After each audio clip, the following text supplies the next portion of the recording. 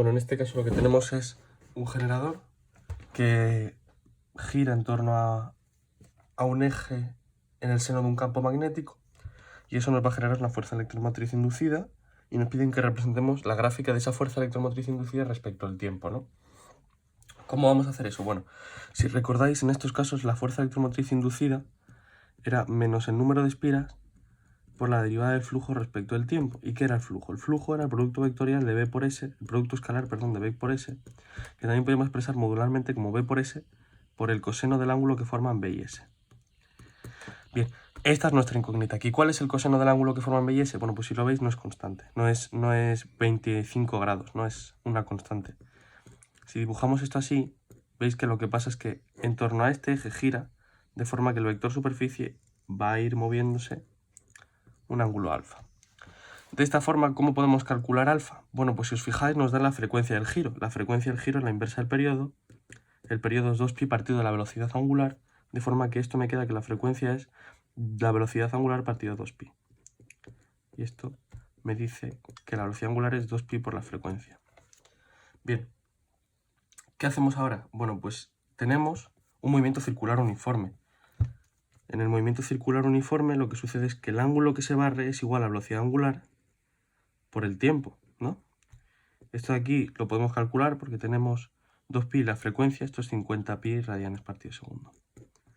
Y me queda que el ángulo que barren es la velocidad angular por el tiempo, de forma que el ángulo que forman B y S es esto, es 50pi-t. ¿Sí? Ahora bien, el flujo, entonces hemos quedado en que es esto, el flujo es B por S por el coseno de 50pi-t. ¿Cuánto vale la fuerza electromotriz inducida? Pues la fuerza electromotriz inducida va a ser la derivada del flujo respecto al tiempo multiplicado por menos el número de espiras. Menos n por la derivada de esto de aquí, bs coseno de 50pi-t respecto del tiempo. Bien, b y s son constantes, no modificamos ni la superficie del generador ni varía el campo, es constante, de forma que lo que nos va a quedar va a ser la derivada de esto. ¿Y cómo es eso? Bueno, pues en primer lugar tenemos todo esto constante, b por s.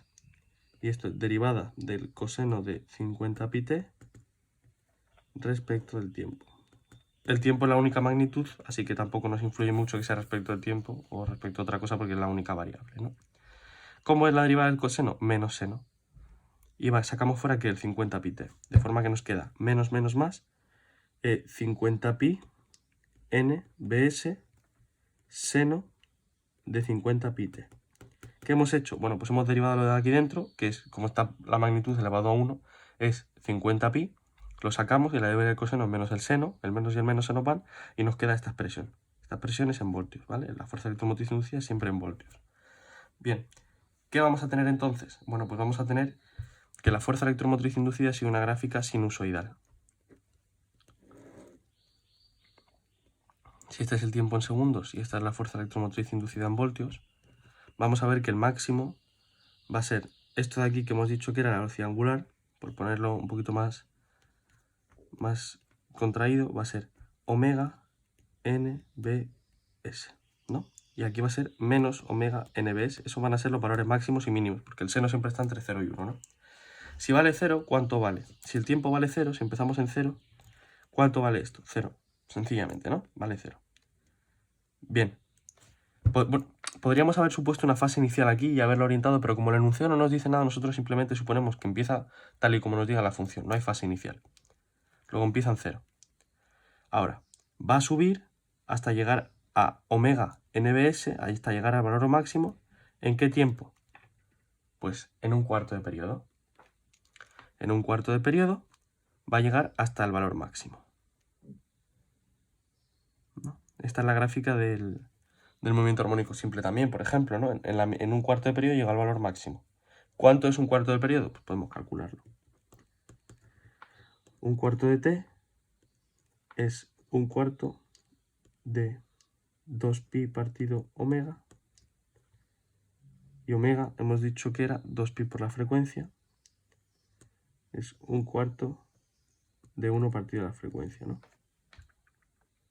Y la frecuencia la tenemos, así que esto es pues 1 partido 100 segundos. forma que esto lo va a alcanzar pues en 0,01 segundos, ¿no? En 1 partido 100 segundos. Luego, en otro 1 partido 100, es decir, en 2 partido 100, ¿qué va a hacer? Va a volver al punto 0. Porque el seno va a volver a bajar, va a bajar de 0 a 1. Esto aquí es cuando el seno va de 0 a 1. Aquí vuelve de 1 a 0. Y en 3 partido 100, lo que hace es llegar al valor mínimo. Y en 4 partido 100, que es un cuarto del periodo, como podéis ver, es un cuarto del periodo, pues entonces vuelve aquí. En 4 partidos 100. Y esto es. Este es el ejercicio. Lo que tenemos que fijarnos en qué es. Bueno, en que es una gráfica sinusoidal. Y las gráficas sinusoidales se mueven por esto. Tienen esta función, ¿no? ¿Cómo sabemos que esto era un cuarto del periodo, más otro cuarto del periodo, más otro cuarto del periodo, más otro cuarto del periodo? Porque el movimiento en realidad se compone de 4. Cuando va de 0 a 1, de 1 a 0, de 0 a menos 1 y de menos 1 a 0. De forma que tenemos 4 partes equitativamente distribuidas en un periodo, que es cuando completa toda la vuelta completa el seno, ¿no? Y esta sería nuestra solución al ejercicio. E, la fuerza electromotriz inducida en función del tiempo, en segundos. Podríamos sustituir después con los valores del campo, la superficie y la espira para dar valores concretos y el ejercicio ya estaría resuelto.